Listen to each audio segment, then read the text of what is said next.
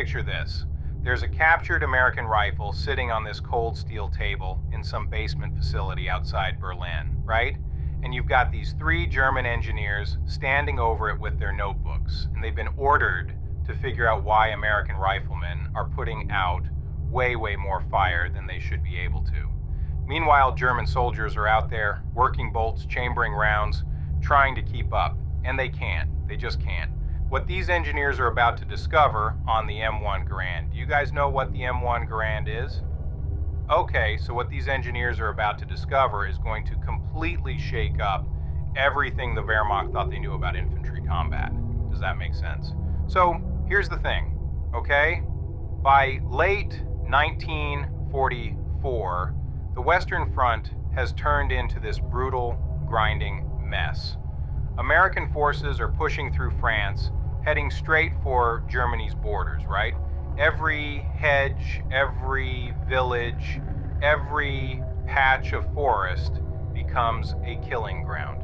And German soldiers start sending these disturbing reports back through command channels. The Americans aren't just better supplied, okay? They're not just showing up with more guys, they have something else. Something that's tilting these small unit engagements in ways that raw numbers alone can't really explain.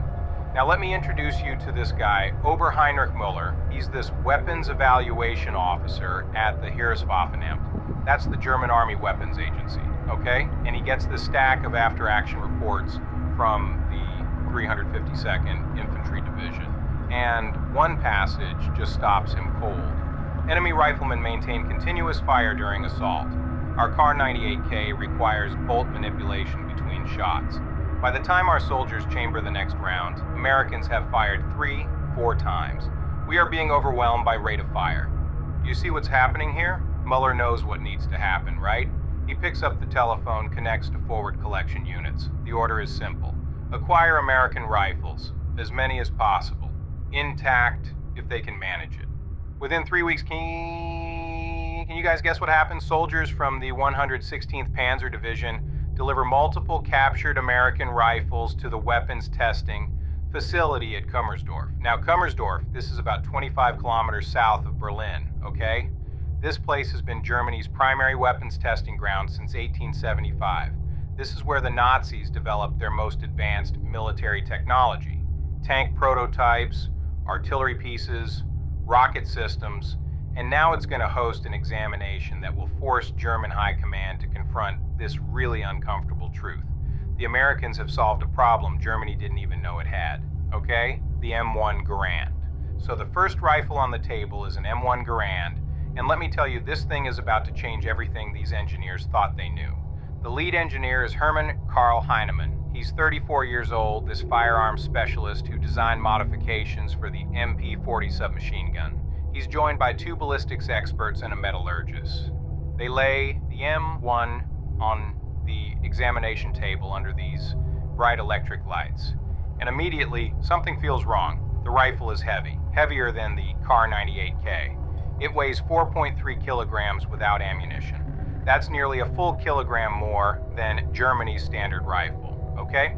Heinemann picks it up, shoulders it, sights down the barrel. The balance is different. Front heavy, the wood stock is walnut, thick and solid. American manufacturing, right? Everything oversized, over-engineered. He operates the bolt. It slides back smoothly, almost effortlessly. No rotation required, no manual manipulation. Just pull and release. Then he notices the en-bloc clip system. Do you guys know what that is? Okay, so 8 rounds loaded together in a single metal clip that slides into the receiver from the top. When the last round fires, the clip ejects automatically with this distinctive metallic ping.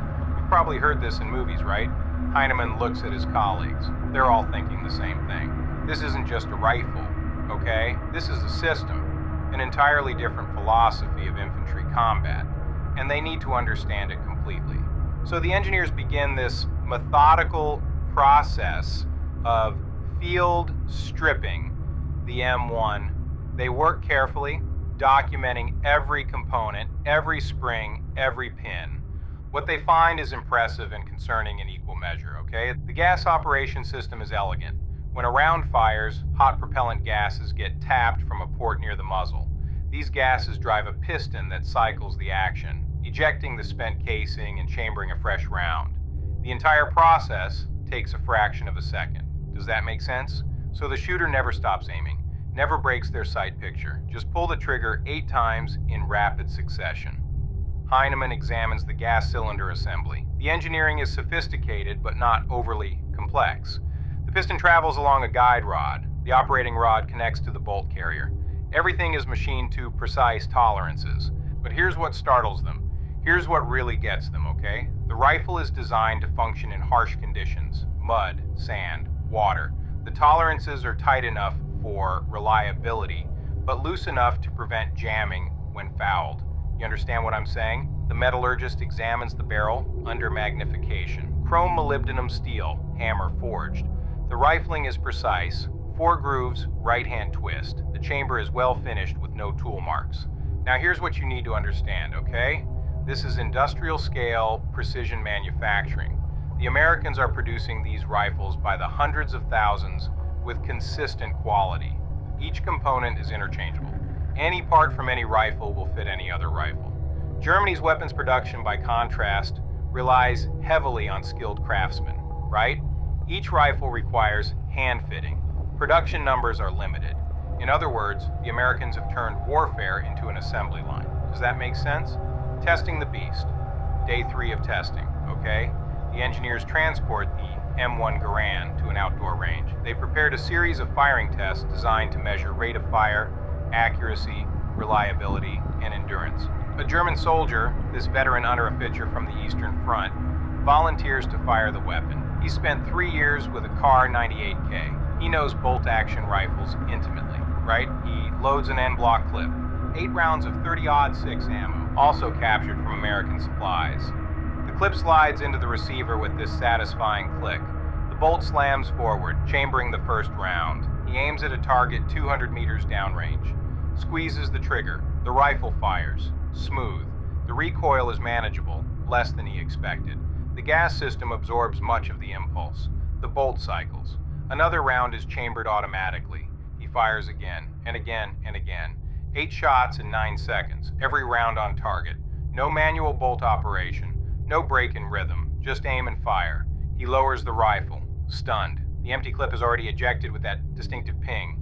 He looks at Heinemann with an expression that needs no translation. This changes everything, okay? So the engineers run comparison tests. They place a Kar 98K next to the M1 Garand. Same shooter, same range, same conditions. The Kar 98K fires 5 rounds in 12 seconds. Accurate, reliable, but 12 seconds. The M1 Garand fires 8 rounds in 9 seconds. Now let me show you why the mathematics here are brutal, okay? In a 30-second firefight, a German soldier with a Kar 98K can fire approximately 12 aimed shots. An American soldier with an M1 Garand can fire approximately 26 aimed shots. More than double the volume of fire, you understand? Heinemann records the numbers in his notebook. He underlines them twice. This isn't just a tactical advantage, okay? This is a fundamental shift in infantry combat dynamics. So the engineers push the M1 Garand to destruction, right? They fire 500 rounds through the rifle without cleaning, then 1,000 rounds, then 2,500. The rifle keeps functioning. They submerge it in water for 24 hours, then fire it immediately. No failures. They pack the action with sand and mud, fire 50 rounds, clean it briefly, fire 50 more. The rifle continues to cycle. Now the Kar 98K is reliable, yes, but it requires careful maintenance. The bolt must be kept clean and lightly oiled. Debris in the receiver can cause failures to extract, okay? The M1 Garand seems almost indifferent to abuse. Heinemann discovers why. The gas system is self-cleaning to a degree. The pressure of the gases blows debris out of the action with each shot. The loose tolerances prevent fouling from binding the mechanism. So what the American engineers did, okay, is they designed this rifle for conscript soldiers in combat conditions. Soldiers who might not have time to clean their weapons for days. Soldiers fighting in jungles, deserts, frozen forests. Does that make sense? The range question. But there's one test that concerns Heinemann most, okay? Accuracy at range. German doctrine emphasizes marksmanship, right? The Kar-98K is 0 to 300 meters and remains accurate to 800 meters or more in skilled hands. German soldiers are trained to engage targets at long range. So the question is, how does the M1 Garand compare? They set up targets at 100, 300, 500, and 800 meters. A German marksman fires both rifles in controlled conditions. At 100 meters, both rifles perform identically, perfect accuracy. At 300 meters, both rifles remain effective. The M1 Garand group slightly larger, about 15 centimeters compared to the Kar-98K's 10 centimeters. Still combat effective. At 500 meters, the gap widens. The Kar-98K maintains precision. The M1 Garand is less consistent, but still capable of hitting man-sized targets.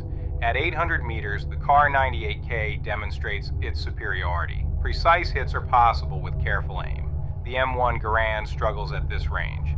Heinemann notes the results. The Americans have sacrificed some long-range precision for volume of fire and reliability. It's a deliberate design choice, okay?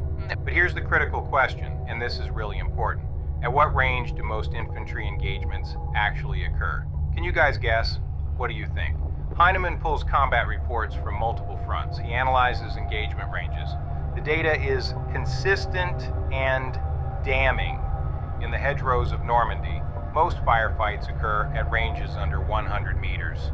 In the forests of the Ardennes, engagements happen at 50 to 150 meters. In urban combat, often less than 50 meters.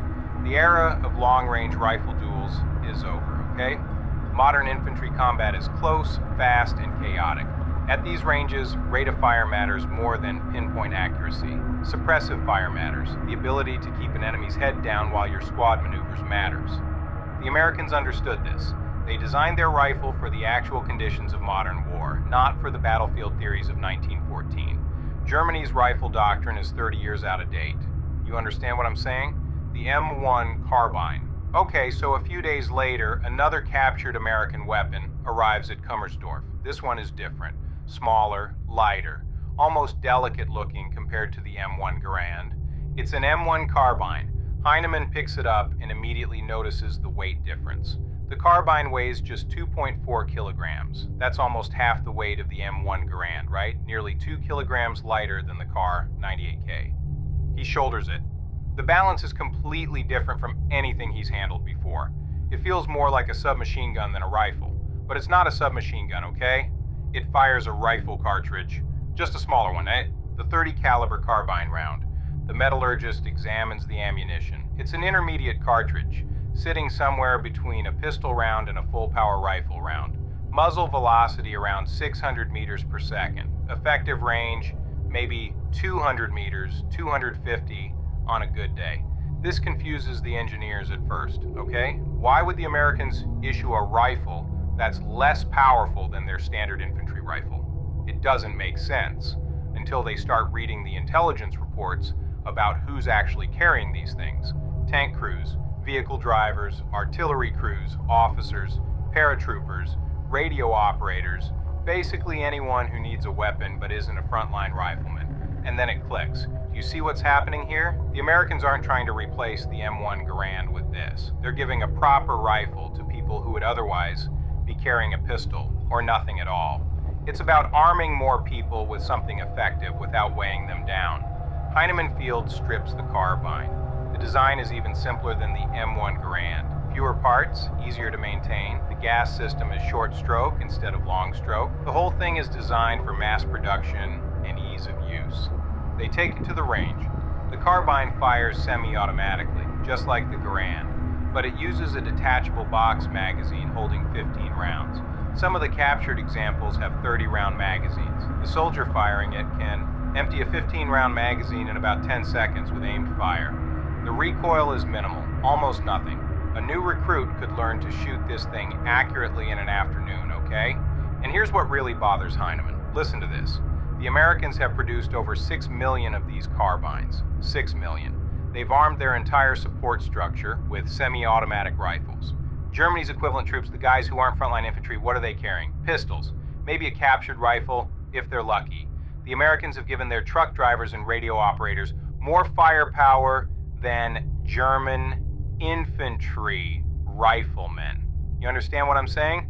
The tactical implications are staggering, okay? In Germany's doctrine, if you overrun an American artillery position or supply depot, you expect to face soldiers with pistols, easy targets. But in reality, you're facing soldiers with semi-automatic carbines who can put 15 rounds downrange before you can work your bolt 3 times. There's no equivalent in the German arsenal. The closest thing is the MP-40 submachine gun, but that fires a pistol cartridge with an effective range of maybe 100 meters. The M1 Carbine can reach out to 200 meters with a more powerful round. Heinemann adds this to his growing report. The Americans haven't just revolutionized their infantry rifles, okay? They've revolutionized their entire small arms philosophy. Every soldier, regardless of role, has significant firepower, the old guard and the new. So the next rifle that arrives is older, much older. It's an M1903 Springfield, and Heinemann recognizes it immediately. This is a bolt-action rifle, similar in concept to the Kar-98K. It was America's standard infantry rifle in World War I and remained in service through the early years of World War II. He picks it up. The weight is familiar, about 3.9 kilograms. The action is smooth, 5-round internal magazine. Bolt operation requires the same manual cycling as the Kar-98K. Finally, something that makes sense to German doctrine, right? But here's what's interesting. The Americans are still using these rifles in 1944, but not as frontline infantry weapons. Intelligence reports show them being issued to snipers, ceremonial guards, and some Marine units in the Pacific who haven't fully transitioned to the M1 Garand yet. The engineers test the Springfield's accuracy. It's exceptional. At 800 meters, it outperforms even the Kar-98K. The barrel is precisely made. The sights are well designed. This is a marksman's rifle. And that's exactly how the Americans are using it, okay? As a sniper platform, they've mounted telescopic sights on many of these rifles. The M73 scope, 2.5x magnification. Some have the newer M84 scope.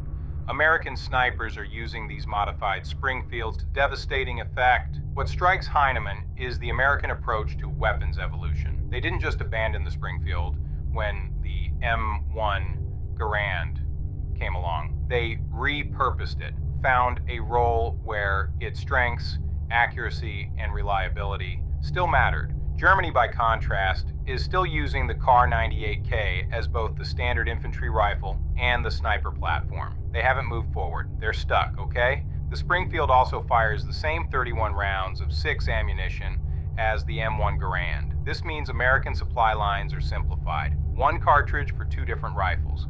Germany has multiple cartridges in service. 8mm Mauser for rifles, 9mm for pistols, and submachine guns, 7.9 2mm for machine guns. It's a logistical nightmare. Do you see what I'm getting at? Heinemann notes all of this. The Americans think systematically. They think about logistics, about evolution, about how weapons fit into a larger ecosystem. Germany thinks about individual weapon performance in isolation. The bar. Okay, so the next weapon isn't technically a rifle. It's classified as an automatic rifle, but it's really a light machine gun. The M1918 Browning automatic rifle. The bar. Heinemann and his team lay it on the table. It's heavy, 8.8 kilograms without ammunition, but it's not crew-served like a machine gun. One man can carry it and operate it. The bar fires the same 30 OD6 Springfield cartridge as the M1 Garand and M1 903. It can fire semi-automatically or fully automatically. Rate of fire on full auto is around 500 rounds per minute. The magazine holds 20 rounds. The engineers take it to the range. A soldier shoulders it and fires a burst. The recoil is substantial but manageable. The sound is distinctive, a slower, heavier rhythm than the German MG42. And here's where American squad tactics start to make sense, okay? A typical American infantry squad has 1 or 2 bars. These provide sustained automatic fire. But unlike German squads, which are built entirely around the MG42, American squads have multiple sources of firepower, you've got the bar gunner putting out automatic fire. You've got 8 or 9 riflemen with M1 Garands putting out rapid semi-automatic fire. The entire squad is a weapons platform, right? German squads, by contrast, have one MG42 and a bunch of riflemen with bolt-action CAR 98Ks. If the MG42 goes down, the squad's firepower drops dramatically. The riflemen can't compensate because they're manually operating bolts. American squads have redundancy. If the bar gunner gets hit, the riflemen can still maintain fire superiority with their Garands. The squad doesn't collapse. Does that make sense? Heinemann watches the demonstration and realizes something profound. The Americans have designed their small arms to work together as a system. The bar provides sustained fire. The M1 Garand provides rapid semi-automatic fire. The M1 Carbine arms support troops. The M1903 serves as a sniper platform. Everything interlocks. Everything supports everything else. Okay? Germany has excellent individual weapons. The MG42 is probably the best machine gun in the world. The CAR 98K is accurate and reliable, but they don't work together as a system. They're just individual tools. The bar also reveals another American advantage: ammunition commonality. The bar, the M1 Garand, the M1903, the M1 919 machine gun, they all fire 30 OD6 Springfield. An American supply sergeant can send one type of rifle ammunition forward and know it'll work in multiple weapons.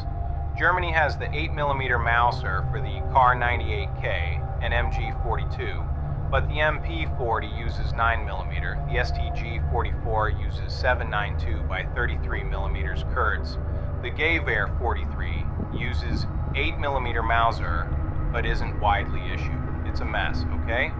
The report. So Heinemann spends 3 days writing his evaluation report. Every word must be precise. Every conclusion supported by data. He knows this document will reach the highest levels of military command, and they will not want to hear what he has to say. The final report is 47 pages long, including technical diagrams, firing test results, and tactical analysis. The key findings are devastating in their clarity. The American approach to infantry small arms represents a fundamental advancement in military thinking. The M1 Garand provides individual riflemen with firepower previously available only through crew-served weapons. The M1 Carbine extends significant firepower to support troops. The bar provides squad-level automatic fire. The IM-1903 serves specialized roles. All weapons share common ammunition, simplifying logistics. German infantry, armed primarily with bolt-action CAR 98K rifles, cannot match this volume of fire. In engagements at typical combat ranges, 50 to 200 meters, American squads achieve fire superiority immediately. This creates a psychological effect on German troops who report feeling overwhelmed even when equal in number or in superior positions. The disparity cannot be overcome through training or tactics. It is a function of weapons technology and doctrine. German infantry are attempting to fight a 1944 war with 1898 technology. But Heinemann faces a problem, okay? He can't simply recommend that Germany adopt American rifles. That's impossible in December 1944. First, manufacturing capacity. The M1 Garand requires specialized machinery and precision manufacturing that Germany's bomb-damaged industry can barely maintain. The Americans have massive protected factories churning out rifles. Germany's production facilities are under constant air attack. Second, retooling. Even if Germany had the capacity, converting production lines would take 18 months minimum. The war might not last that long. Third, ammunition. The M1 Garand fires 30 OD6 Springfield, a cartridge Germany doesn't produce. Converting to a new cartridge would require retooling ammunition factories, which is even less feasible. Germany has its own semi-automatic rifle programs, right? The Gewehr 41 and Gewehr 43. But production numbers are abysmal. By late 1944, fewer than 150,000 Gewehr 43 rifles have been produced. Germany needs millions. The truth is stark. Germany entered this war with the wrong rifle, and now it's too late to fix it. You understand? Heinemann signs the report on December 18, 1944. He submits it through proper channels to the Heereswaffenamt headquarters in Berlin. 5 days later, Germany launches Operation Wacht am Rhein, the Battle of the Bulge. In the forests of Belgium, German soldiers armed with Kar-98Ks will face American soldiers armed with M1 carbines and bars. The American rifles will play a significant role in stopping the German advance. Heinemann's report will never reach Hitler. It will never influence policy. By the time it makes its way through the bureaucracy, the war will be nearly over. But the document survives, okay? After the war, it becomes a case study in military education programs around the world. The lesson? Doctrine matters, technology matters, and sometimes being right too late is the same as being wrong. When the war ends in May 1945, captured German documents reveal the full extent of their understanding. Heinemann's report is found in a filing cabinet in Berlin by American intelligence officers. They translate it, they read it with grim satisfaction. The Germans knew they were outgunned. They understood exactly why, but they couldn't do anything about it. The American rifles weren't perfect, okay? The M1 Garand was heavy. The M1 Carbine lacked stopping power at range. The bar was difficult to control on full auto. The M1903 was outdated. The Johnson rifle was too complex. But they worked. They were reliable. They were accurate enough. And most importantly, they gave American soldiers a fighting chance in every engagement. General Patton called the M1 Garand the greatest battle implement ever devised. That might be hyperbole, but for the soldiers who carried these rifles through hedgerows in France, forests in Belgium, islands in the Pacific, these were the weapons that brought them home. And for the German engineers who tested them in that facility outside Berlin, they were proof that Germany had been fighting an uphill battle from the start. Sometimes the difference between victory and defeat isn't measured in divisions or battleships, okay? Sometimes it's measured in the fraction of a second between pulling a trigger and chambering the next round. The German engineers who tested captured American rifles in November 1944 understood this. They wrote it down. They documented it. They sent their reports up the chain of command. But by then, it was already too late.